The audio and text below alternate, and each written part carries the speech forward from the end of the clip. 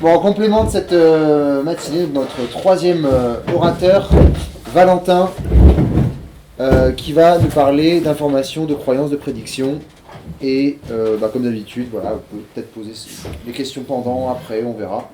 Merci en tout cas, 50 minutes, 1 heure, comme ça. Voilà, donc moi je viens des neurosciences cognitives, c'est-à-dire que je m'intéresse aux fonctions cognitives, spécifiquement à la prise de décision et à l'apprentissage social. Et en ce moment, je fais ce qu'on appelle des neurosciences computationnelles, donc en fait je crée des modèles qui permettent de comprendre comment les gens prennent des décisions, y compris du bayésien, du reinforcement learning. C'est jargonneux, l'idée c'est que je vais essayer, moi, dans la présentation, d'aborder d'aborder surtout la notion de jugement et de prise de décision.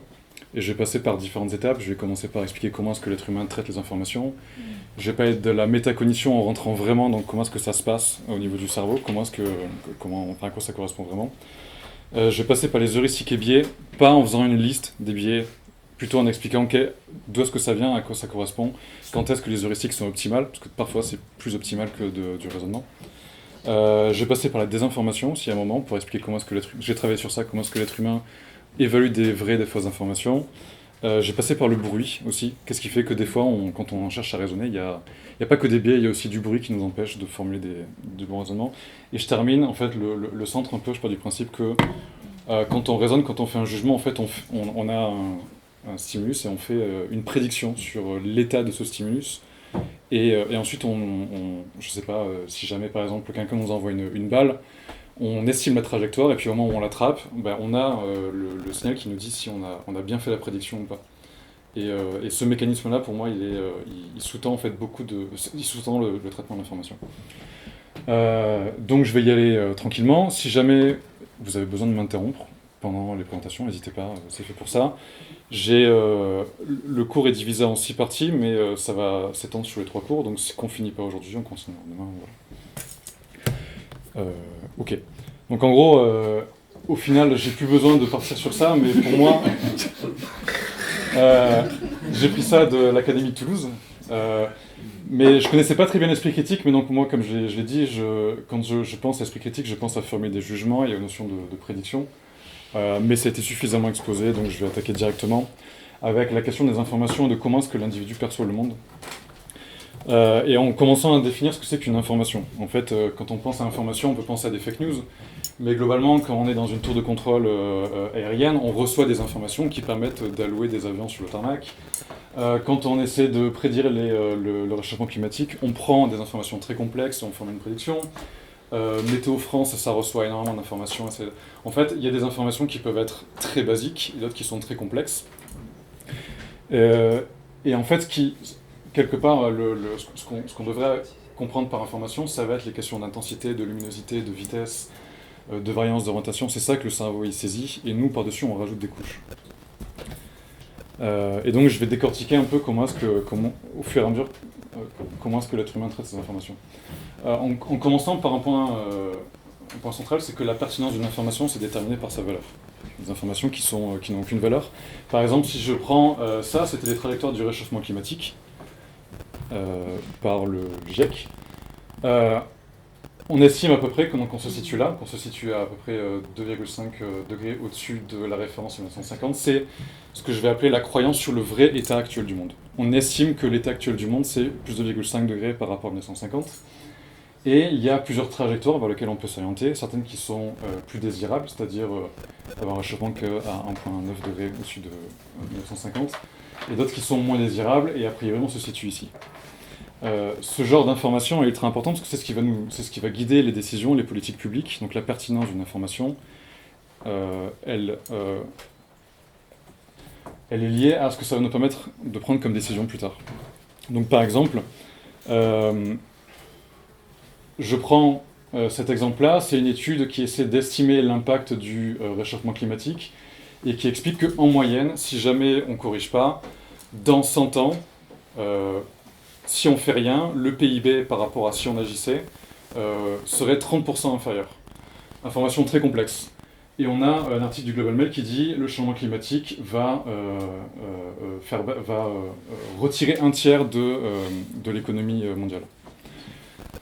Ces deux informations essaient de retranscrire une même idée, ici, c'est très précis, ça nous permet de prendre des décisions. Pourquoi? Parce que il y a un gros enjeu derrière, c'est que si jamais on est capable de communiquer quels sont les vrais dangers derrière le réchauffement climatique, on va pouvoir prendre les bonnes décisions. Si jamais on n'arrive pas à faire comprendre que si on ne prend pas de décision, en fait, on va perdre en croissance économique, ce qui est un argument très important pour les politiques publiques, on ne va pas être capable de prendre les bonnes décisions. Ici, on a un argument qui essaie de condenser toutes ces sommes complexes d'informations en une seule phrase. Le problème, c'est que c'est une information qui n'est pas assez précise, et quand on la communique, il y a suffisamment de chercheurs et de philosophes qui se sont plaints, y compris de cet article, en disant que ça n'ameillore pas le débat, au contraire, ça obscurcit le débat, ça ne permet pas de prendre des bonnes politiques publiques. Donc voilà. La valeur d'une information, en fait, très importante, c'est qu'elle est liée à sa capacité à diminuer l'incertitude sur les contingences du monde. Une information qui permet d'en apprendre plus sur l'état du monde et de diminuer les incertitudes, elle va être très utile pour un individu. Une information qui ne diminue pas l'incertitude sur le monde, je ne sais pas si je vous dis la pierre est grise, cette information a une faible valeur parce qu'a priori, déjà vous le saviez, et en plus ça n'aura aucun intérêt, ça n'a pas d'utilité d'un point de vue individuel. Ok, la question maintenant c'est comment est-ce qu'on arrive à estimer la valeur d'une information, parce que c'est ça qui est important. Et je vais commencer par les informations de plus bas niveau. Là on va partir un peu sur de la neuro, mais très simple. Ça c'est une photo de un crosswalk, désolé, j'ai encore des anglicismes, mais un passage piéton. Merci à Shibuya. Et donc si jamais vous faites face à cette image-là, votre champ visuel il risque de se focaliser peut-être dans le coin inférieur bas. Et il y a beaucoup d'informations, il y a des gens qui passent, il y a cet individu qui vous fait face, il y a des lignes horizontales, il y a des lumières, enfin c'est ultra chargé. Et le cerveau il a besoin de saisir des informations. Quand je dis information, en fait l'œil va saisir cette image-là. Et ce qui va se passer au niveau le plus basique, c'est que le cerveau va saisir tout simplement des orientations. Donc par exemple, pour le passage piéton, vous allez avoir des neurones qui vont coder pour des orientations verticales, d'autres un peu comme ça. Et vous allez avoir une somme de neurones qui va... si en moyenne vous avez plus de neurones côté axial que vertical, le cerveau va se dire, ok, a priori, ce que je vois, c'est pas vertical, c'est axial. Et en fait, l'information va être recomposée comme ça, et va recomposer des formes verticales, des formes horizontales, etc. Et on va pouvoir recomposer au fur et à mesure des formes de plus en plus complexes. On va recomposer des lignes, et puis à partir des lignes, quand l'information va progresser dans les aires cérébrales supérieures, on va recomposer des formes, et puis on va recomposer des objets, et à la fin on va recomposer des visages. Donc l'information, elle se complexifie là-dedans, et ce qui est important, c'est l'idée que, comme ça se passe au niveau neuronal, il va y avoir du bruit déjà à ce niveau-là. Il va y avoir certains neurones qui vont dire « ok, ben c'est vertical », d'autres qui vont dire « ok, c'est horizontal », et en moyenne, il y en aura plus qui seront en coupe axiale. Ce que ça veut dire, c'est que déjà au niveau neuronal, il y a déjà de l'incertitude. D'accord ? L'information, quand le cerveau la traite, il prend déjà en compte cette notion d'incertitude. Et je vais beaucoup revenir là-dessus, l'incertitude est ultra importante dans le traitement des informations. Voilà. Et au final, donc les informations, là on voit cette image-là, mais ce que le cerveau extrait, ça va être de la luminosité, des orientations, de l'intensité, de la distance, de la vitesse, des trucs comme ça. Ouais. Tu parles des orientations, mais pas du tout de la couleur ou de la lumière? Effectivement, ouais, je me suis focalisé que là-dessus, mais c'est un peu le même principe. C'est que pour... les orientations, c'est pour recomposer des formes, par exemple pour arriver à une notion de visage. Mais effectivement, pour le traitement des couleurs, il y a le même principe. J'expliquerai un peu après, mais quand on va vers des stimuli sociaux, c'est encore plus complexe. Il y a des aires cérébrales qui se rajoutent. Pardon. Ouais. Juste, pareil, dans le cortex visuel, les neurones, ils sont vraiment spécialisés à ce point-là? Ouais. Cortex visuel inférieur, le V1, ouais. C'est vraiment des lignes. Ça reste plastique après? On peut le travailler, on peut le modifier, on peut attribuer d'autres neurones à la tâche? Pas sur ces aires-là. En fait, c'est plutôt... plus tu vas augmenter dans les aires cérébrales, plus ça va recomposer, donc ça va rester spécialisé sur des lignes et ensuite des formes très simples. Et c'est plutôt vers les aires qui arrivent beaucoup plus tard, y compris pour les aires, comme j'expliquerai, sur les aires sociales, où là, il va y avoir des dimensions en plus qui vont entrer. Et ensuite, après on part sur un truc spécialisé, mais l'information, elle part ensuite dans le cortex préfrontal qui est spécialisé dans la prise de décision, et là, il va y avoir des normes qui vont rentrer en compte. Il va y avoir beaucoup plus de complexité. L'idée, c'est d'arriver un peu après. Mais si jamais on reste sur ce principe-là, par exemple, dans la vie de tous les jours, on interagit beaucoup avec des éléments qui sont en mouvement, ce qui nécessite de suivre la trajectoire d'un objet et de prédire sa position future. Le problème, c'est qu'il y a des contraintes sensorimotrices. Par exemple, quand vous percevez un objet, entre le moment où l'objet est perçu par les yeux et le moment où l'information arrive au cerveau, il y a 200 millisecondes. Et comme il y a ce retard, le cerveau doit nécessairement recomposer avec... il y a déjà un manque d'information. Donc le cerveau doit trouver des stratégies pour recomposer. Et en plus de ça, les objets du quotidien n'ont pas toujours une vitesse constante. Ça a l'air distant, mais en fait, je prends un exemple de tous les jours. Si vous êtes un parent et que vous devez suivre votre enfant, l'enfant a une trajectoire qui est difficile à prédire. Il y a des accélérations, des diminutions. Je prends l'exemple d'un joueur, je reviendrai beaucoup dessus, mais l'exemple d'un joueur de baseball qui s'attrapait une balle, pareil, il y a une notion d'accélération. Et en fait, ce que ça veut dire, c'est que constamment, on se retrouve obligé, parce qu'il y a la distance entre ce que le cerveau perçoit et... ce que l'œil perçoit et le cerveau, il y a toujours des notions de prédiction. Et ça, c'est une grande notion en neuro, c'est le cerveau prédictif. Et c'est pour ça que j'insiste beaucoup sur la notion de prédiction en introduction. C'est qu'en permanence, le cerveau est obligé de faire avec une information limitée par rapport au vrai état du monde. Et il doit nécessairement prédire ce qui va arriver un peu plus tard. Voilà. En fait, si on repose sur des expériences absolument ultra simples, où les gens doivent par exemple suivre un point qui progresse ici et qui passe derrière un masque horizontal, et qu'on demande aux gens de prédire où va se situer le point, ce qu'on trouve, c'est que l'œil est parfaitement capable de suivre où se situera le point. Si on demande à une personne de pointer ou de verbaliser, il y aura une distance entre là où la personne déclare que l'objet se trouve et là où l'objet se trouve réellement. Donc déjà, entre la perception de l'œil et la prédiction par la main, il y a déjà un écart, il y a déjà de l'information qui disparaît. Donc les yeux suivent correctement les objets accélérés, mais les mains interceptent en ignorant l'accélération, donc il y a des erreurs qui sont systématiques. Et si je demande à quelqu'un d'évaluer et de verbaliser, donc on a toujours l'œil humain qui suit finement, mais c'est pas parce que votre œil arrive à suivre un objet que si je vous demande de verbaliser ou de suivre l'objet que vous arriverez à le faire précisément. Parce que comme il y a cette notion de prédiction, il y a en fait des biais et du bruit qui vont s'insérer et qui vont faire que même sur une tâche de base qui correspond à suivre un objet, à suivre votre gosse, à suivre une balle, déjà là, il y a une perte d'information. Voilà, donc ça m'amène à dire que en fait, le traitement sensoriel brut, il ne suffit pas en lui-même à avoir une perception consciente cohérente. Donc il y a les mouvements oculaires qui sont très précis. La motricité, comme elle est physiquement contrainte, elle est déjà en retard sur ce que l'œil perçoit. Et la perception consciente qui mobilise des traitements supplémentaires, il y a de l'intention, il y a des attentes, il y a de l'apprentissage, il y a de la motivation, il y a des normes. Là aussi, il y a encore plus de distance. Donc en fait, quelque part au niveau cérébral, on peut dire qu'il y a deux lectures divergentes. Il y a cette théorie du dual stream, c'est-à-dire qu'il y a une partie qui est dédiée au système oculomoteur, donc coordonner l'œil et le mouvement, qui est relativement précise, mais quand on doit faire le lien entre la vision et la verbalisation, là il y a beaucoup plus d'imprécision qui se fait. J'insiste dessus parce que là on est sur des informations de bas niveau, on est sur vraiment de la perception. On peut parler des informations sociales, donc même principe, par exemple un enfant à l'école, ou quand on doit avoir une coordination au niveau géopolitique, ou quand on joue aux échecs ou au poker, il y a une coloration supplémentaire, il y a des intentions qui s'intègrent à cette information sensorielle de bas niveau. Donc pareil, on a le système de bas niveau, et en fait on augmente en complexité, et on doit lire les visages, les mouvements des individus, et inférer des intentions. Et donc là, il y a d'un seul coup des processus beaucoup plus complexes qui se mettent. Donc il faut inférer des croyances sur les autres, des intentions, il y a des notions de morale, de la stratégie, de l'empathie, de l'affection, il y a des émotions envers autrui. Et tout ça, en fait, ça va venir polluer, ça va venir rendre le jugement beaucoup plus imprécis.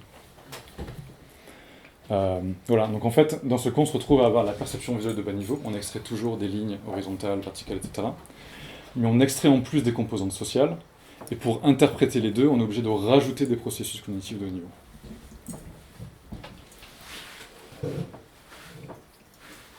J'en profite pour dire, évidemment, les slides, moi je les donne, donc si vous préférez vous concentrer sur ça plutôt que d'écrire, vous voulez. Et voilà. Et je ne sais pas si c'est un terme qui est utilisé dans la littérature, je n'ai pas trop cherché, mais je vais rajouter un niveau de complexité en parlant des informations médiatisées. Ce qui va être, par exemple, la vidéo, le son, en fait tout ce qui passe par un média, enfin un médium, y compris les discussions. Parce que les discussions, en fait, comme ça a été abordé dans les deux trucs avant, on va s'exprimer sur des informations perceptives, on va s'exprimer sur des informations sociales, mais comme en plus on passe par la communication, ça rajoute encore de la coloration, ça rajoute encore du bruit. Donc, comment c'est transmis par, ça peut être du son ou de l'image, il y a des artefacts qui peuvent être captation vidéo ou captation audio, mais en plus il y a du langage qui vient, donc comme on passe par les systèmes symboliques, il y a du langage qui va faire qu'il va y avoir des limitations, il n'y a pas les mêmes représentations transmises selon la manière dont on parle, va y avoir des codes graphiques qui vont être employés, et en plus pour pouvoir traiter ça mobilise des connaissances, donc de la langue, de la culture, des contextes. Et il y a des processus cognitifs de haut niveau, de langage, de la mémoire, de l'imagerie mentale, de la théorie de l'esprit, du raisonnement. Donc en fait, encore une fois, je ne suis pas allé vérifier précisément si cette typologie existe, mais la manière dont moi je considère ces informations-là, c'est qu'elles sont encore plus complexes. Comme il y a la notion de communication, de sens commun, etc., qui rentre en jeu, et l'interprétation, il y a un niveau supplémentaire de complexité qui se rajoute à la perception seule, et il y a la typologie sociale. Donc on est sur pour moi, il y a un niveau supplémentaire.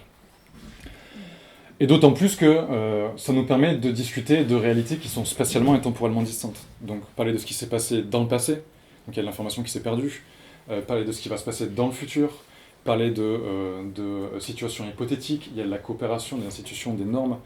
Donc si on parle en termes de computer science, il y a des bits d'informations qui sont perdus là-dedans. Donc nécessairement, on perd de la granularité dans ce qu'on dit. Et donc, il y a également des altérations liées à l'édition, le cadrage, l'ambiguïté sémantique, la présentation, la perte de contexte, la manipulation. Voilà. Donc c'est un peu pour poser le cadre de...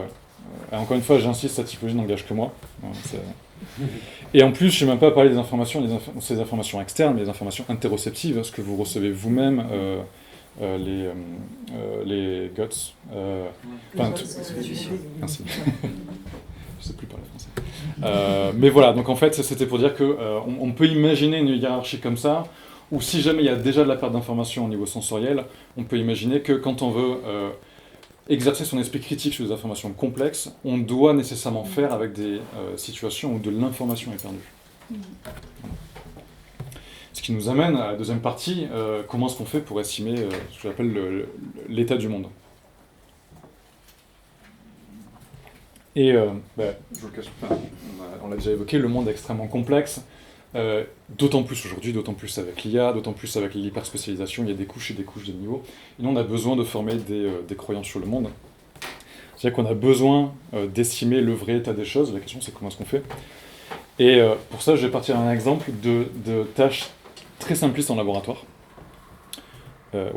Donc, dans ces tâches, généralement, on demande aux gens, on va leur présenter 2 stimuli, on va leur demander de donner un jugement. Donc, par exemple, je vais vous présenter pendant 1 seconde 2 formes, et je vais vous demander d'estimer s'il y a plus d'éléments à gauche, dans la forme de gauche ou dans la forme de droite. Droite. Ok. Consensus là-dessus ou pas? Okay. À quel point est-ce que vous êtes sûr de vous? Très sûr? Pas très sûr? Ok. Sans le piège quand même. Parfait. Alors, il n'y avait aucun piège. Donc dans les tâches classiques qu'on fait, on présente un premier stimulus, c'est vraiment basique en laboratoire, c'est l'information perceptive encore une fois. Il se trouve qu'il y a beaucoup plus d'objets dans le carré de droite, mais effectivement quand vous avez qu'1 seconde, il y a l'incertitude là-dedans. Ce qui se passe, c'est que on va dire que le vrai état du monde, c'est il y a plus de carrés à droite. On peut même faire une proposition là-dessus, c'est-à-dire il y a plus de formes dans le carré de droite que dans le carré de gauche. Et vous, lorsque je vous demande de faire une décision, vous allez accéder à cet état du monde, et vous allez à la fois faire une action, c'est-à-dire me dire il y en a plus à droite, par exemple, mais il y a également une confiance que vous avez dans votre réponse. En fait, c'est vous estimez qu'il y a une certaine probabilité que la proposition il y a plus d'objets dans la forme de droite et gauche soit de tant de pourcents. Et donc dans les tâches, c'est exactement comme ça que ça se passe. Donc Fleming, je sais plus, Julien m'avait parlé d'un papier de Fleming, ce que tu m'as montré hier. Ça vous intéresse, expo ultra intéressante. Mais bref, donc en fait, si je vous demande de faire une décision, vous allez me dire par exemple droite, et comme on l'a vu, il y a des individus qui sont plus ou moins incertains, qui ont plus ou moins de confiance dans leur jugement que d'autres. Et si on propose aux individus, s'ils veulent rechercher de nouvelles informations, généralement, les individus qui auront une faible confiance vont dire « Ok, ben moi je veux bien revoir une deuxième fois, j'ai besoin d'en savoir un peu plus ». Et dans ce cas-là, on montre une deuxième fois et on demande aux individus une décision finale. A priori, si vous avez pu accumuler plus d'informations, vous allez pouvoir formuler un jugement avec plus de confiance. Ah mince, ok. Ça rend mal, bref, c'est pas grave. Donc, quand vous estimez le vrai état d'une information, vous formulez une décision, il y a également une confiance. Ça signifie deux choses. Ça signifie qu'en fonction de la décision que vous formulez de votre confiance, ça vous amène à un succès ou un échec. Et ça va vous amener également à vouloir peut-être chercher plus d'informations. Ce que ça ne nous dit pas, c'est quelle est la source de ce système-là. C'est là qu'on s'attaque à la question de la métacognition. Donc, la métacognition joue un rôle extrêmement important là-dedans, et je vais passer du temps pour expliquer comment ça fonctionne.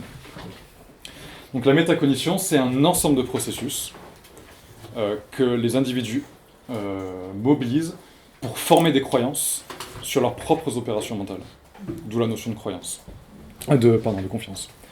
Donc ça va être par exemple, si jamais vous êtes en situation d'examen, lorsque vous révisez, vous allez essayer d'estimer votre connaissance, de la comparer avec les cours, et de voir si la connaissance que vous arrivez à retranscrire correspond plus ou moins bien au cours. Donc ça nécessite de la métacognition pour estimer votre niveau et le rattacher au cours. Si vous comparez, si vous faites des comparaisons, que vous interrogez avec vos amis, vous estimez votre niveau de connaissance par rapport à la base et vous le comparez avec une estimation du niveau des autres. C'est pareil, ça engage de la métacognition. Et si vous passez l'examen et que vous avez une note, pareil, vous allez essayer de comparer la note et d'estimer à quel point est-ce que la note retranscrit vraiment vos connaissances du sujet, et ça va vous amener à reconsidérer s'il faut que vous révisiez à nouveau. Voilà. Exemple très concret, mais on peut imaginer si vous allez chez l'ophtalmo et qu'on vous fait essayer des lentilles, vous allez devoir estimer la lentille maintenant par rapport à une lentille, la lentille qui suit après. Est-ce que votre vision est améliorée ou est-ce qu'elle n'est pas améliorée? Donc il y a une notion d'estimation relative à l'état d'avant. Mais il faut également estimer est-ce que vous avez atteint la précision optimale que vous devez rejoindre, c'est-à-dire le 10 sur 10. Donc ça demande également d'estimer de manière absolue par rapport à un idéal. Voilà. Donc les fonctions de la métacognition, c'est une fonction de monitoring, c'est-à-dire évaluer votre processus mental, est-ce que je suis sûr de moi-même. Ça va une notion de contrôle, c'est-à-dire que ça va vous amener à réévaluer. Et également une notion de communication. Hyper important, c'est que la métacognition, c'est ce qui va vous permettre de communiquer, de créer un socle commun avec autrui. Et donc pour former un jugement métacognitif, ce qu'on fait dans la littérature, c'est qu'on considère qu'un jugement, ça peut être formalisé comme une proposition. Vous allez former une proposition sur l'état du monde et vous allez formuler une estimation de votre confiance. Donc, par exemple, si je reviens sur la notion de perception, je reviens vraiment sur la situation où on est à Shibuya et il faut estimer l'orientation des lignes pour savoir comment est situé le passage piéton. Je vous l'ai dit, donc, au niveau cérébral, il va y avoir un ensemble de neurones qui va capter différentes orientations, et il va y avoir une majorité de neurones qui va dire « Ok, bah c'est on accélère comme ça ». Ce que ça veut dire, c'est que vous allez, au niveau cérébral, vous allez avoir une confiance dans votre jugement que le passage piéton prend cette orientation. Ce que ça signifie, c'est qu'on peut dire on fait une confiance propositionnelle dans l'orientation, et si on fait la somme des neurones, il va y avoir une distribution de probabilité. Ouais. Là, la confiance dont tu parles, c'est une confiance conscientisée. J'estime que je sais à tel point, ou est-ce que c'est un truc inconscient, genre qui provient des neurones, entre guillemets, Alors pour l'instant, on est vraiment au niveau des neurones. Ok, mais du coup, comment il peut y avoir... Enfin, je comprends pas trop le concept de confiance des neurones. C'est une bonne question. C'est comme tu modèles, c'est comme tu modèles. En fait, voilà, on peut appeler ça différemment, appeler ça probabilité. Okay. En fait, au niveau des neurones, il y a un codage de probabilité, et là, il y a plus de probabilité que l'orientation, elle soit dans ce sens-là. Okay, ça marche. C'est pour l'exemple des perceptions. Imaginons, je vous montre ce visage, et je vous dis c'est Shakespeare, quelle est la date d'anniversaire de Shakespeare? Certains vont me dire c'est 16e siècle, d'autres vont me dire c'est 1560, d'autres vont me dire c'est 1564, je crois. Ce que ça veut dire, c'est que sur la proposition que vous allez formuler sur l'anniversaire de Shakespeare, vous allez avoir pareil, vous allez formuler un jugement et il va y avoir une notion de confiance dans votre réponse, c'est-à-dire la probabilité que votre réponse soit la bonne. Imaginons on parle d'autres compétences, on va sur quelque chose de beaucoup plus générique. Vous jouez au foot et vous voulez chercher à marquer un but. Étant donné la position du ballon, étant donné la cage, l'orientation, le vent, etc., ce que vous voulez, lorsque vous allez tirer, vous allez formuler la prédiction que quand vous allez tirer, vous allez marquer dans le goal. Et comme il va y avoir une notion de probabilité, ça veut dire que vous êtes plus ou moins confiant, peut-être à 60% que vous allez marquer dans ce point-là, mais il y a également une probabilité que vous marquiez en dehors. Donc, sur une situation de foot, lorsque vous vous préparez à marquer, le cerveau anticipe déjà la possibilité, il va déjà formuler une prédiction, il va déjà y avoir la possibilité que votre tir va être imprécis et ne va pas réussir à marquer dans le cage. Okay. Donc, c'est là où je parle de confiance, effectivement pas une confiance communiquée, mais ça va être dans la notion que qu'on soit sur des informations qui soient de bas niveau, des informations plus complexes qui mobilisent de la culture ou simplement de l'action, le cerveau anticipe déjà, formule déjà une prédiction sur le jugement qu'il fait sur le monde, et il va y avoir déjà la notion qu'il y a de l'incertitude et une possibilité que vous échouez. Ok. Voilà.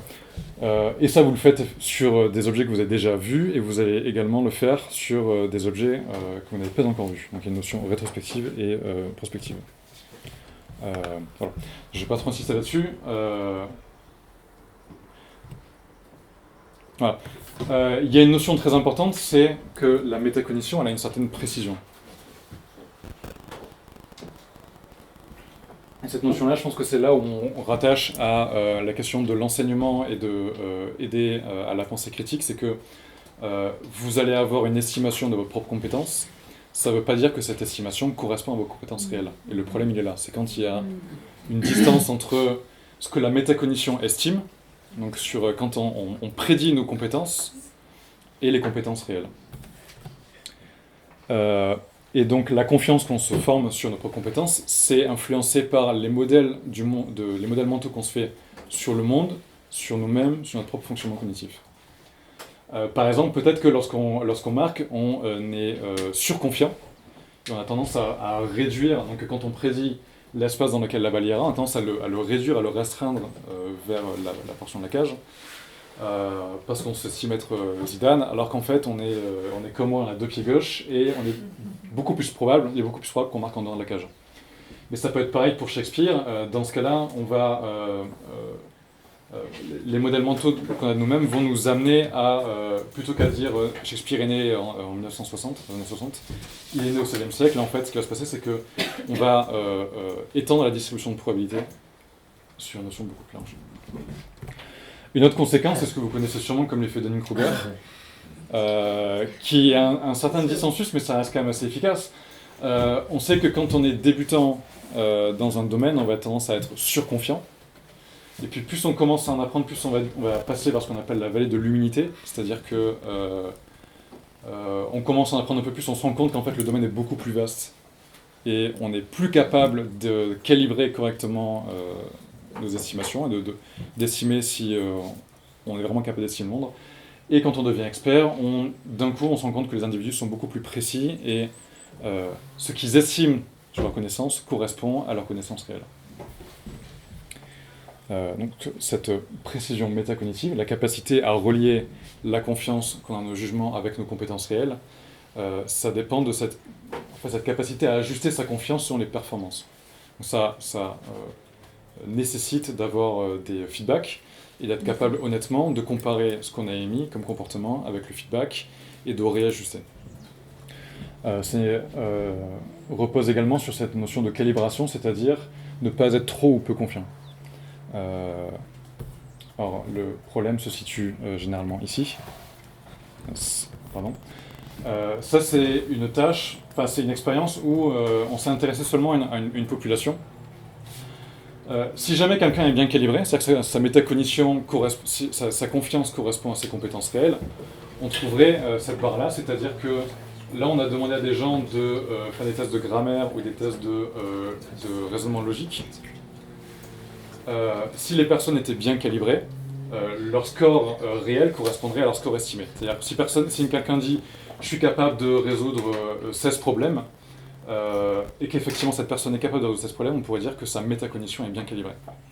Et ce diagramme-là, je vais beaucoup y revenir parce que c'est une façon utilisée dans la recherche pour estimer à quel point quelqu'un est capable de calibrer sa métacognition. Ce qu'on se rend compte dans la population, c'est que la calibration, elle est plutôt inexistante. C'est-à-dire que les individus sont mal capables d'estimer a priori à quel point est-ce que leurs compétences, enfin à quel point est-ce que les individus ont une confiance dans leurs compétences qui ne correspond pas à leur performance réelle. Là, on est au niveau de la population. On n'a pas regardé au niveau spécifiquement individuel qu'est-ce qui fait que les gens sont capables ou pas de se calibrer. Mais de base, sur différents tests de logique ou de grammaire, les individus en fait ont une mauvaise idée de ce qu'ils savent ou une mauvaise idée de leurs connaissances. Voilà. Donc maintenant, je vais m'intéresser à qu'est-ce qui fait qu'on en arrive là.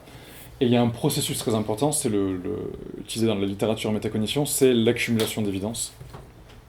En fait, l'information, donc je dis ça peut être perceptif, mais il y a deux composantes. Il y a une composante signal, c'est-à-dire l'information pertinente, et une composante de bruit, c'est-à-dire une information qui n'apporte rien, qui ne permet pas d'améliorer son jugement. Et quand on accède à de l'information, on accumule les deux, on accumule du signal et du bruit. Ce qui va faire que les jugements peuvent être plus ou moins faussés. Et il y a un modèle qui explique très bien, c'est si jamais je vous mets une note H là, et les individus voient des nuages de points qui bougent à droite, à gauche, encore une fois, tâche perceptive, et qu'on demande à un individu, est-ce que les points bougent majoritairement vers la droite ou vers la gauche? Ce qui va se passer, c'est, a priori, les individus partent sur un point de départ neutre. On est sur une tâche perceptive, si jamais on est sur une tâche beaucoup plus complexe, les individus peuvent avoir un a priori déjà. C'est là où ça va se jouer. Si on laisse aux individus, je ne sais pas, 1 seconde ou 2 secondes, ce qu'ils vont faire, c'est qu'ils vont accumuler de l'information. Donc leurs yeux vont accumuler ce qu'on appelle de l'évidence. On va avoir des points qui bougent dans les deux sens.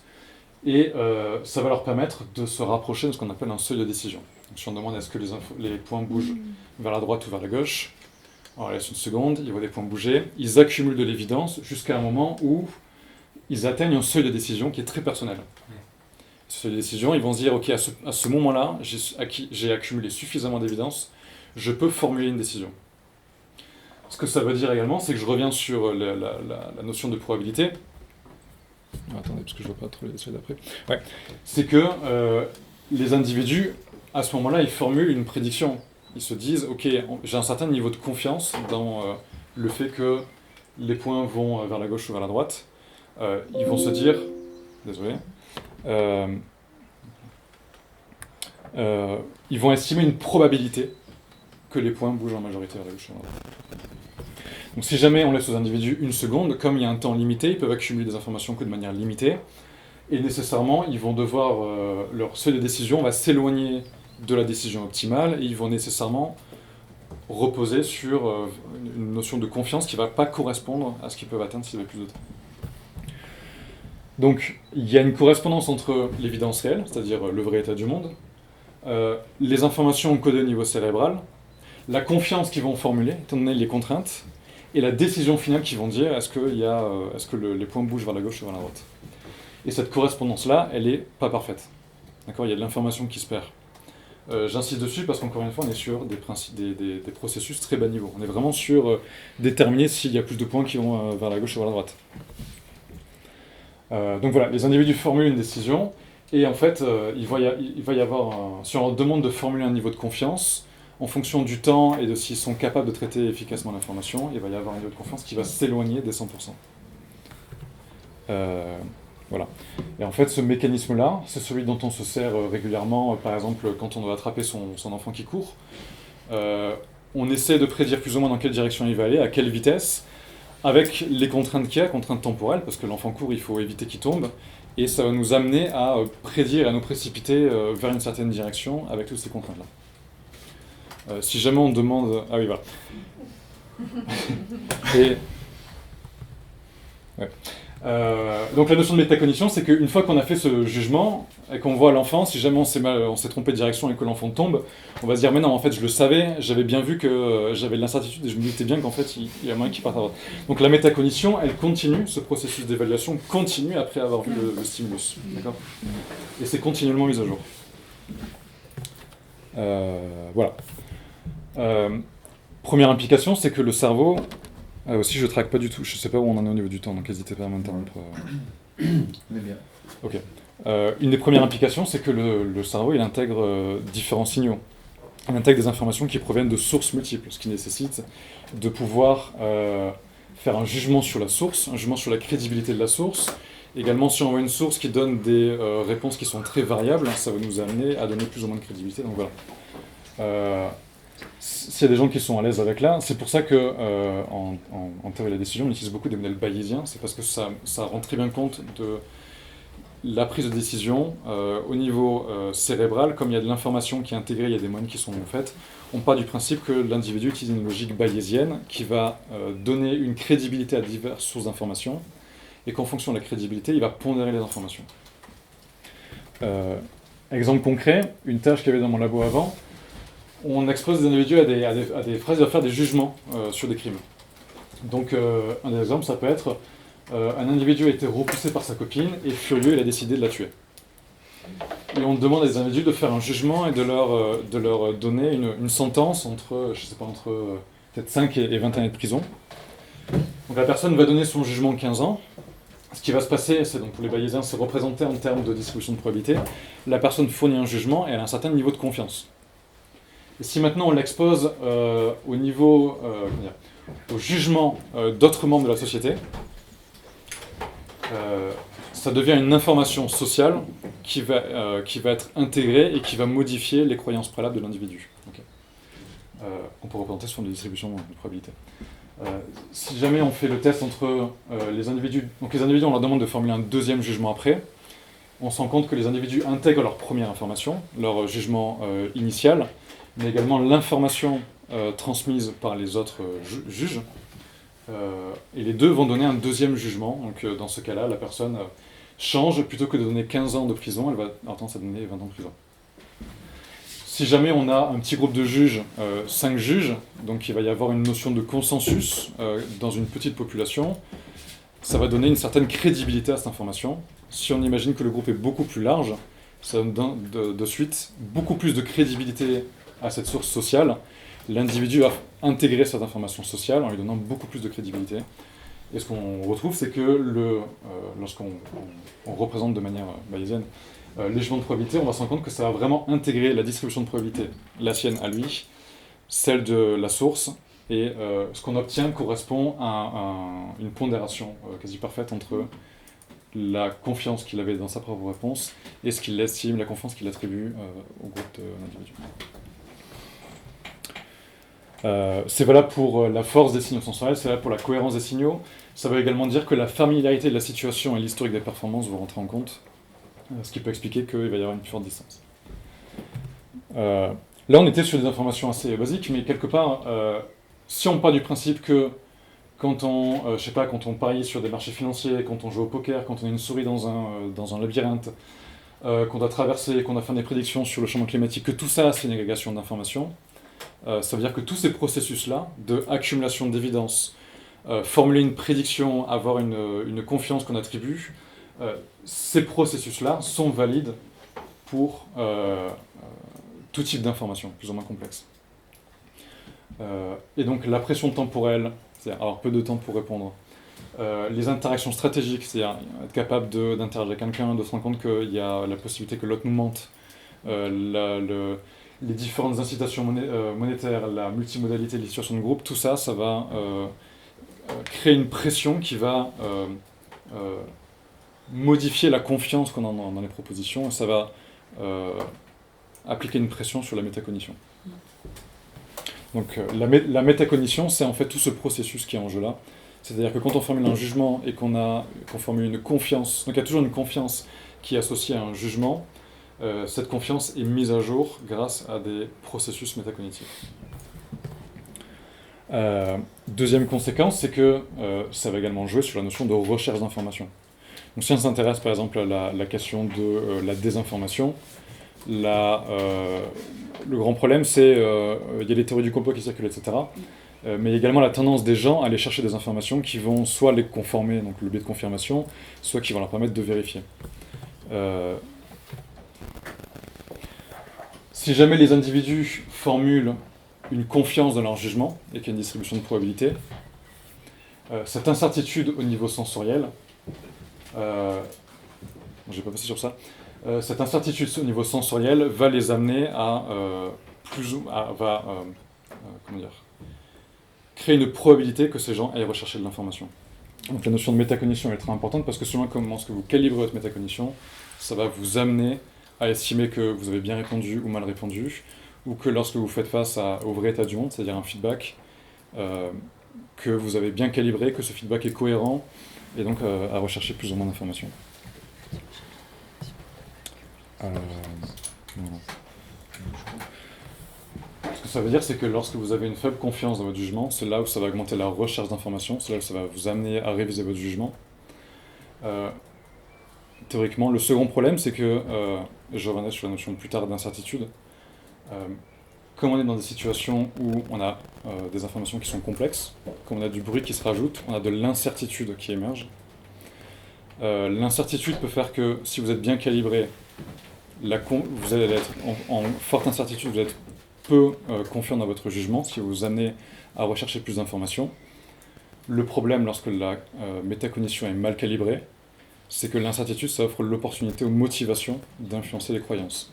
Et c'est là où on tombe sur des comportements de biais de confirmation, etc., où les croyances préalables vont venir exercer une forte pression, et ça va pousser les individus à rechercher de l'information dans la mauvaise direction.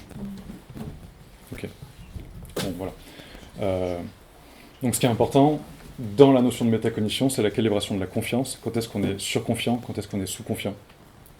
Donc je sais que c'est un peu technique, mais en gros, quand on doit formuler un jugement, on peut retranscrire ça comme un individu formule une proposition sur un état du monde. Et il va formuler un jugement sur cette proposition. L'individu part d'un point de départ a priori neutre, si jamais il n'y a pas de croyance préalable, et il va accumuler de l'information au fur et à mesure du temps. En fonction des contraintes, ça va amener à avoir une confiance plus ou moins forte. Et lorsque l'individu estime qu'il est suffisamment confiant, il va pouvoir formuler un jugement et se dire « Ok, j'ai accumulé suffisamment d'informations, j'ai atteint mon seuil de décision, je peux dire que je suis sûr de moi. » Ce que ça veut dire, c'est qu'il y a un certain degré d'incertitude dans l'information qui est accumulée, qu'on retrouve au niveau des neurones. Et en fonction de l'incertitude, l'individu va avoir plus ou moins de confiance dans la proposition. Par exemple, les flèches vont plus vers la gauche ou vers la droite. Cette confiance dans la proposition va l'amener à prendre une décision et également à communiquer sur son degré de confiance. Et ça s'applique sur des informations sensorielles, mais ça va en fait, j'insiste beaucoup là-dessus, lorsqu'on est sur des informations qui sont beaucoup plus complexes que les informations sensorielles, on a ce degré de complexité qui s'insère, on a ce degré d'incertitude qui s'insère, et qui vont faire que le degré de confiance dans notre réponse va être de plus en plus distant par rapport à la réalité du monde. Ok. Je finis vite fait là-dessus, du coup teaser pour la suite, pour revenir à un exemple beaucoup plus concret, c'est-à-dire, donc on a fait ce truc théorique un peu lourd, comment ça se passe face à des informations médiatisées. Et là, c'est le premier papier de ma thèse. Le problème des informations, quand elles sont médiatiques, quand on lit des articles de presse, c'est que ce sont des stimuli qui sont complexes, qui mobilisent beaucoup de connaissances, qui mobilisent du langage, de la sémantique, qui sont limités, qui ne peuvent pas retranscrire l'état du monde. Et plus une tâche est difficile, moins la confiance est associée à la précision réelle de l'estimation. Plus une tâche est difficile, plus la confiance que les gens ont dans leurs compétences ne correspond pas à leurs compétences réelles, qui correspond au schéma que je vous ai montré, où les gens en fait ne sont pas calibrés. Et il se trouve également que plus le bruit d'une information est élevé, c'est-à-dire plus il y a d'informations non pertinentes, plus la confiance est faible, et plus la confiance est faible, plus les gens vont vouloir accumuler à nouveau de l'information. Dans ma tête, j'ai fait passer des expériences sur des individus où je leur ai demandé de lire des vraies et fausses informations assez courtes, format Twitter. Par exemple, 450 millions de personnes pourraient être confrontées à des inondations côtières au moins une fois par an d'ici à 2050. Complexe. Et je leur demande de me dire s'ils pensent que l'information est vraie ou fausse et de me donner un degré de confiance sur une échelle de 0 à 100 en termes de pourcentage qui correspond à des probabilités. Et je leur demandais ensuite de m'annoncer s'ils voulaient recevoir plus d'informations ou pas, après leur estimation. J'ai oublié de mettre la transition, mais ce que j'ai pas encore abordé, que j'aborderai demain, c'est que les individus sont très peu doués pour estimer les probabilités. Ça c'est Kalman et Tversky, années 70, Prospect Theory, mais l'idée c'est que normalement, entre la probabilité réelle et la probabilité estimée, on devrait trouver une relation linéaire. En fait, les individus ont tendance à pousser la probabilité, et lorsqu'ils estiment que la probabilité, elle est, je sais pas, à 30%, en fait, quand ils vont faire une annonce, ils vont avoir tendance à dire qu'en fait, la probabilité est tellement faible qu'en fait, elle est plutôt de 10%. Donc, il n'y a pas de relation linéaire entre la probabilité que les gens arrivent à accéder et leur déclaration sur la probabilité. Maintenant, moi, je demande aux gens d'estimer des informations qui sont vraies ou fausses. Je trouve deux choses. Déjà, cette courbe, que vous avez dû... donc si vous vous rappelez bien de l'autre, quand les individus sont bien calibrés, il y a une correspondance entre la confiance que les gens ont dans leur réponse et leur capacité réelle à estimer si quelque chose est vrai ou faux, estimer l'état réel du monde. Plutôt que d'évaluer un ou deux stimulus, je demande aux individus d'estimer 48 informations. Donc là, c'est sur des moyennes de performance individuelle. Comme vous voyez, la ligne est plutôt plate. Ce que ça veut dire, c'est qu'il n'y a aucune relation sur des stimuli complexes entre la confiance que les gens ont dans leur évaluation si l'info est vraie ou fausse et la compétence réelle à déterminer si une information est vraie ou fausse. Pour des raisons assez simples au final, donc, les informations évaluées portaient sur l'écologie, la justice sociale et la démocratie. Elles étaient assez variables. Si je vous demande d'estimer 450 millions de personnes pour être confrontées à des inondations côtières au moins une fois par an d'ici à 2050, c'est assez complexe. Si vous n'êtes pas vraiment expert, il y a de fortes chances que vous vous trompiez. Et donc si on demande à des individus d'estimer des informations sur lesquelles il n'y a pas d'expertise ou sur lesquelles il n'y a pas de calibration qui les amène à se rendre compte qu'ils devraient être incertains, on observe ce pattern. Et on observe également autre chose, c'est que les individus sont beaucoup plus capables de déterminer si les informations sont vraies que si les informations sont fausses. C'est-à-dire que le pourcentage de succès pour des informations vraies est de 60%, le pourcentage de succès pour des informations fausses est de 40%. La raison, c'est que les individus ont un gros biais de véracité et ils estiment que 60% des informations sont vraies et 40% des informations sont fausses. Pour une raison assez simple, c'est que la majorité, et là je reviens sur la notion de vigilance épistémique de Mercier, la majorité des informations auxquelles on accède dans le monde est vraie. Les informations perceptives sont quand même en majorité vraies. Le système perceptivo-moteur fait que quand on doit interagir avec des objets du monde, on est régulièrement assez précis. Les informations bas niveau sont précises. Mais lorsqu'on rajoute de la complexité sur des infos sociales ou des infos médiatisées, il y a du bruit qui se rajoute et ça devient beaucoup plus difficile d'estimer. Et voilà.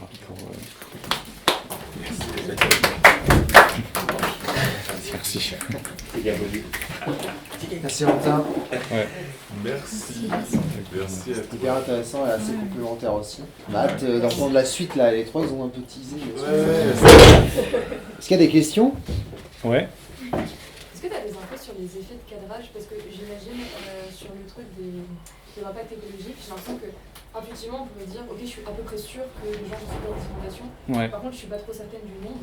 Ouais. Et du coup j'imagine c'est une espèce de pondération des deux. Ouais. Du coup selon ce que tu mets plus en avant, genre le chiffre ou le fait qu'il va y avoir des inondations, j'imagine que ça peut faire bouger Ouais. Je comptais en parler un peu demain, mais pas tant que ça au final, parce que je me serais sur autre chose. Mais une dimension que j'ai regardée, c'est la dimension de l'ambiguïté, que je définis en deux choses. La première, c'est la précision d'une information. Donc par exemple, ici, il y a des chiffres, c'est assez sourcé, l'information a l'air précise. Ce qu'on s'est rendu compte, et un point extrêmement important, c'est que plus une information est précise, plus les gens vont avoir tendance à penser que cette information est vraie. Une information qui est fausse et qui est précise, ça va servir de leurre et les individus vont tomber dans le panneau, ils vont penser que cette information est vraie. Il y a également une relation, plus une information est précise, plus les individus sont confiants dans leur évaluation. C'est la première dimension. La deuxième, c'est la notion de consensus. C'est-à-dire que le GIEC communique énormément. On a l'impression qu'il y a, à part chez les climato-sceptiques, qu'il y a un fort consensus sur la question climatique. Une information comme ça, même si on n'est pas expert, elle a l'air, on dirait qu'il y a un fort consensus autour de cette question. Et quand on dirait qu'il y a un fort consensus, les individus vont avoir plus tendance à penser que l'information est vraie et vont être avoir d'autant plus confiance dans cette information. Ouais. Je ne sais pas si le schéma retranscrit ça, mais est-ce que du coup il y a une corrélation entre la tendance à avoir à croire que l'information est vraie et la certitude que tu mets dedans? Tu peux En fait, reformuler la fin de la question, répéter. En gros, est-ce qu'il y a une corrélation entre je pense que telle chose est vraie et j'ai confiance dans mon jugement? Et du coup, plus tu penses qu'elle est fausse, plus tu vas penser que t'es pas trop sûr. en fait, c'est là où je reviens sur la notion de confiance et de probabilité. C'est plus ou moins la même chose. C'est-à-dire que la confiance qui est communiquée, ça... comment dire ? Au niveau cérébral, tu as une confiance qui est la probabilité que tu penses être. Par exemple, les individus, au niveau cérébral, on trouve qu'ils maintiennent une probabilité sur le fait que l'information est vraie ou fausse. Et cette probabilité, elle va être retranscrite à l'oral par exemple ici, ce slider. Normalement, si jamais je fais bien les choses, il y a une correspondance parce que, voilà, je rentre dans des trucs techniques, mais on emploie des mécanismes d'incitation monétaire qui font que ça pousse les individus à révéler leurs préférences et à révéler leurs croyances. Et normalement, oui, ça globalement, c'est exactement le même principe que la courbe de probabilité qu'ils maintiennent. Est-ce que ça répond à ta question ? Ok. Oui. Qui avait Lucille, Manu. C'est juste pour rebondir sur ce que tu disais et du coup l'explication que tu donnais de plus l'information elle est précise et complexe, plus elle paraît vraie. Et je me demandais à quel point la complexité elle est manipulée avec des indices qui sont complexes à leur tour, par exemple en termes de pourcentage de probabilité, donc des indices qui sont d'une certaine manière non évolutionnairement pertinents. Est-ce que si elle est précise et complexe, mais avec des indices qui sont plus parlants, pour lesquels on n'a pas forcément nécessité à développer des compétences et des connaissances spécifiques, est-ce que ça marche toujours autant ? Le plus elle est complexe, plus elle paraît vraie. Alors, j'en ai aucune idée. Mais a priori, oui. En fait, j'en ai aucune idée parce que j'ai fait cette étude parce que c'était un trou dans la littérature. On n'a pas regardé exactement, on aurait pu faire tourner un LLM, on l'a pas fait, pour regarder qu'est-ce qui fait qu'une information est jugée comme étant précise ou complexe. Mais a priori, oui, il y a généralement la notion de pourcentage, cette notion de complexité un peu scientifique, ça donne l'air d'être expert, c'est mon hypothèse. Et à mon avis, ça induit les individus en erreur. En fait, c'est que c'est un signal qui trompe les gens. Le problème, il est là. Ouais. On sait que c'est une erreur de considérer que les gens sont bêtes et qu'il va falloir leur donner de l'esprit critique pour qu'ils soient moins bêtes. Là, c'est bien, tu remets tout le monde d'accord, en fait, on est tous un peu cons. Personne n'est con. Non, pour le dire dans tes termes plus techniques, on est tous plutôt mal calibrés. Ouais. Et que ça, c'est intéressant, je trouve, comme base de travail, parce que la bêtise, c'est plutôt un cul-de-sac analytique. Ouais. Mais travailler sur cette calibration, je trouve que là, on a des pistes à creuser. Ouais. C'est-à-dire, si on part de ce postulat-là, et notamment dans une... Voilà, je me situe là où je travaille, mais dans une visée pédagogique, qu'est-ce que je peux faire à partir de ça ? C'est-à-dire postuler qu'on n'est tous pas très bien calibrés et essayer d'améliorer ça. Ouais. Et je trouve intéressant à creuser, je pense qu'il y a des pédagogues ici qui vont être aussi intéressés par cette question, je suppose. Moi j'en discuterai déjà volontiers. Et ma question que je voulais te poser, c'est par rapport à cette question sur les inondations côtières. Est-ce qu'avant tu as vérifié si vous êtes démocrate ou républicain ? Oui.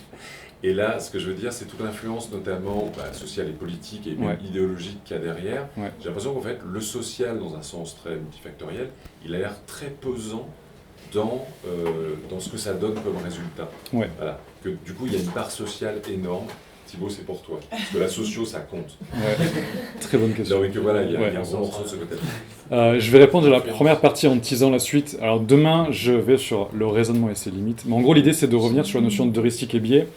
Et plutôt que de revenir sur ce qu'on en sait, c'est-à-dire des listes d'heuristiques et de biais, qu'est-ce que c'est fondamentalement qu'une heuristique? Et illustrer que dans beaucoup de situations, il vaut mieux employer des heuristiques que passer du temps à évaluer.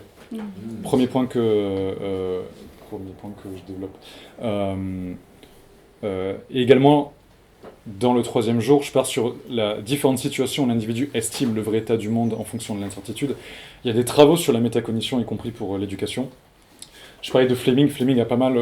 il a sorti une review en 2024 qui est assez costaude, mais qui illustre certains papiers. Ce qui est bizarre, c'est qu'il y a une difficulté pour l'instant à aider les élèves à calibrer leur métacognition et à refléter ça sur une amélioration des performances à l'école. Mon hypothèse, mais je ne suis pas allé vraiment là-dedans, c'est que la notion de métacognition dans ces études-là, elle est pas assez poussée. À mon avis, pour moi, il faut pousser les individus à reconnaître l'incertitude et à vraiment formuler, plutôt que de dire c'est vrai, c'est faux, dire je suis sûr de moi à temps, et si jamais je suis sûr de moi à 50%, je ne formule pas de jugement parce que je n'ai pas les moyens, je n'ai pas accumulé suffisamment d'évidence pour en déterminer. Mais il y a la littérature sur ce qu'on appelle le forecasting, donc il y a des tournois de prédiction d'événements géopolitiques financés par la DARPA et l'IARPA, donc c'est l'armée américaine. Et il y a des individus qui sont très très bons, meilleurs que de l'IA, meilleurs que on s'appelle des super forecasters. Et il y a des publications qui montrent qu'on peut améliorer la capacité métacognitive, on peut améliorer le jugement. Et en fait, ça correspond à reconnaître la certitude, à comprendre un peu les mécanismes de prédiction bayésienne. Enfin, c'est assez poussé. Pour moi, ça signifie que si on veut vraiment améliorer, il faut changer le système éducatif en s'éloignant du binomial, du bicotomial, mais pousser vers du continu. Et je reviens vers ta deuxième question, ta question. Donc dans l'étude, on a pris des informations qui ne correspondent pas à un parti politique, même si il y a toujours des corrélations sur la politisation, parce que l'écologie, la justice sociale, la démocratie, ça peut polariser. Plus aux États-Unis, et là on a fait l'expert en France. Mais on a demandé à des gens d'évaluer des organisations. Donc il y avait quoi? Il y avait Génération Identitaire. Il y avait Greenpeace, il y avait quoi? Il y avait les Femen, il y avait... Enfin, en gros, pour chacune des thématiques, il y avait 4 organisations. 2 par valence, donc 2 qui s'opposaient. Par exemple, Génération Identitaire versus Femen, qui sont en opposition. Ce qu'on s'est rendu compte, et surtout qui va à contre-courant de beaucoup de littérature, il y a une majorité de la littérature qui demande aux individus d'évaluer des informations à caractère politique. Vraiment républicain-démocrate. L'idée, c'était de pas faire ça, de ne pas poser des questions sur des notions de maths ou d'histoire, mais des informations telles qu'on aurait passées dans les journaux tous les jours. Et l'affiliation politique à Femen, Génération Identitaire, peu importe, ça ne prédit pas les compétences d'estimation. Contrairement à cette notion d'ambiguïté, qui, elle, vient vraiment prédire les capacités à trouver si quelque chose est vrai ou faux. Et autre point que je tease un peu, c'est que la confiance que les gens ont dans leur réponse, comme j'ai dit, c'est ce qui va déterminer que les gens vont rechercher plus d'informations. Donc dans cette situation-là, où on demande aux gens est-ce que vous voulez recevoir plus d'informations, on se rend compte qu'ils vont aller chercher de manière suboptimale. Ils vont aller chercher des infos sur des trucs où ils ne sont pas très sûrs, mais comme il n'y a pas de corrélation entre leur confiance et leur performance, il y a moyen qu'ils aillent chercher des infos sur des sujets sur lesquels ils sont déjà performants, et que sur les sujets où ils ne sont pas performants, là où ils devraient, ils ne cherchent pas d'informations. Et ça, c'est un des problèmes qu'il pourrait y avoir dans la lutte contre la désinformation ou la pensée critique. Voilà. Ok. Donc, il faut qu'on métacogne mieux. On va cogner. Il faut métacogner beaucoup mieux. Ouais. Il faut métacogner à fond. Kim, tu avais... Non, mais je pense qu'on parlera plutôt après si... Il y a du temps, hein. Enfin, ça va, tranquille. Bah non, mais c'est ce que je me demandais un peu par rapport à la confiance de type estime de soi, pas la confiance probabiliste. Ouais. Mais, est-ce que justement les personnes qui ont moins cette confiance-là, est-ce que finalement elles métacognent mieux parce que justement elles font moins confiance à tous les stimuli extérieurs qui peuvent paraître... Enfin voilà, ils sont moins en lien avec cette perception où ils disent ouais, forcément il y a peut-être que c'est faux, donc je préfère essayer de mieux évaluer ça, et donc ça prend plus de temps, etc. Enfin voilà, ça me parle, donc c'est pour ça que... En fait, pas vraiment, pour une raison que ce qui compte, c'est la calibration, c'est-à-dire quand tu estimes que... En fait, la calibration, concrètement, c'est on vous pose 100 questions. Lorsque vous dites « je suis sûr de moi à 10%, vous devriez avoir raison que 10% des fois. Ce que ça veut dire, c'est qu'il faut être capable de déterminer quand est-ce qu'on est quand est-ce que notre confiance est faible à raison, quand est-ce qu'elle est forte à raison. Donc dans les pathologies, y compris schizophrénie ou dépression, il y a un souci de métacognition et de calibration, c'est-à-dire que les individus sont sous-confiants. En fait, ils n'arrivent pas à détecter quand est-ce qu'ils ont raison. En fait, comme il y a cette sous-confiance, ils vont se situer ici, ils vont avoir tendance à... En fait, c'est exactement cette volée-là. Non, pardon. Si, oui, c'est ça. C'est-à-dire qu'ils vont estimer leur confiance est plus ou moins faible, mais en fait, leur score est très élevé. Et ça va les amener à essayer de corriger le tir d'une manière qui est peu optimale.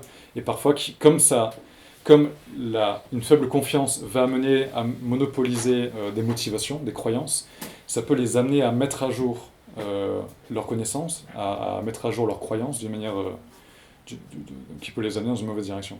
C'est-à-dire, je ne sais pas, si jamais quelqu'un formule une prédiction sur un truc et qu'il n'est pas confiant, ça peut l'amener à, je sais pas, prendre en compte de l'information des pairs, sauf que si les pairs autour de lui ne sont pas bien calibrés, ils vont transmettre une fausse information, ça va être intégré, et en fait la personne va s'éloigner. La confiance, du coup, elle risque d'augmenter, et les performances de diminuer. En fait, c'est un effet un peu pervers en termes de mécanisme. Je sais pas, ouais. Ah oui, je n'ai même pas levé la main. Est-ce qu'il y a des dynamiques de genre et d'âge dans les tendances à la sur- ou la sous-confiance? Et sur quelle tâche? Parce que de ce que j'ai compris, ça dépend aussi la question de Krüger, ça va pas se sensibiliser de manière générale, mais plus sur les tâches spécifiques. J'ai pas regardé spécifiquement, il me semble qu'on avait un effet de genre, dans le sens où les femmes étaient moins confiantes, et de toute façon la littérature, globalement sur un ensemble de tâches en économie et tout, tend à dire que les femmes ont moins de confiance en soi, et les hommes ont une confiance surgonflée, c'est-à-dire qu'ils vont avoir une calibration dans l'autre sens, surconfiant, et les femmes sous-confiantes. Ouais. Je me permets d'ajouter, parce qu'elle a tourné récemment sur... Tu allais peut-être le dire. Bah, je te laisse le dire. On sait faire atterrir des avions. Oui, c'est ça. De quoi? On sait faire atterrir des avions. Voilà, il y a des vidéos qui tournent, on demande, et les hommes ont tendance à dire ouais, moi si je monte au pilote comme ça, Ah ouais, pas de problème, je fais atterrir un avion. Incroyable. Comme dans les films, quoi. Moi, j'avais une question peut-être pour... Alors, est-ce qu'il y a d'autres questions peut-être ou ça va?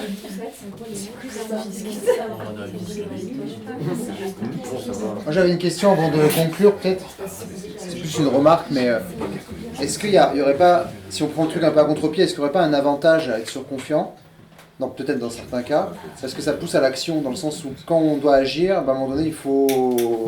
Enfin, agir c'est quand même utile à un moment donné, et du coup c'est un petit peu comme dans le cas où en moyenne, il vaut mieux faire confiance à l'autre dans le doute, parce que pas lui faire confiance, parce que si on lui fait confiance et qu'on a raison, bah, on a gagné un collaborateur, et si on lui fait confiance et qu'on a tort, bah, on sait qu'on a acquis de la connaissance sur la confiance effectivement qu'on peut... Alors que si on lui fait pas confiance, bah, on ne saura jamais. Donc en fait, en général, est-ce que c'est pas un peu mieux d'agir que de pas agir, parce que si on se trompe, alors ça dépend de l'enjeu, mais parce que si on se trompe, bah, au moins on sait qu'il faut plus le faire. Et du coup ça, est-ce que c'est pas lié peut-être au fait que bah, du coup c'est peut-être avantageux en fait d'être surconfiant, parce que ça pousse à agir, et au pire bah, on voit les conséquences et on peut faire du feedback après. Tu vois. Prendre un peu le truc à... Est-ce que c'est vraiment toujours optimal d'être optimal en fait? Alors, très, très bonne question, et j'ai beaucoup de choses à répondre là-dessus, mais effectivement, ouais, si on a besoin de feedback pour se calibrer, effectivement, plus tu es exposé à des situations, plus tu as de retours, sous couvert que tu sois capable de correctement estimer. Mais oui, bien sûr, en fait, ce qui est important là-dedans, c'est la notion d'incertitude. Et j'expliquerai sur les heuristiques et biais, mais quand on a tout le temps du monde et que l'information est pas forcément incertaine, enfin, vraiment, surtout qu'on a tout le temps du monde et beaucoup d'informations, plus le modèle qu'on monte est complexe, plus on va être optimal. Mais le monde est quand même majoritairement incertain, à part quand on a la possibilité d'être derrière son PC et de faire des modèles de machine learning et tout. Mais effectivement, quand il faut prendre des décisions un peu sur le tard, ouais, c'est beaucoup, comme je vais le montrer, c'est beaucoup plus optimal de ne pas prendre en compte toute l'information, parce que de manière évolutionnaire, on a développé des mécanismes qui font qu'on est capable de repérer l'information la plus pertinente quand même, et il y a une forte corrélation entre l'information pertinente. Voilà, sauf dans les contextes où il y a de la stratégie, enfin des interactions stratégiques où les gens peuvent nous mentir, et là il faut raisonner en termes de ok, mais s'il me dit ça, est-ce qu'en fait c'est pas parce que si, parce que ça. Mais oui, ouais, tout à fait.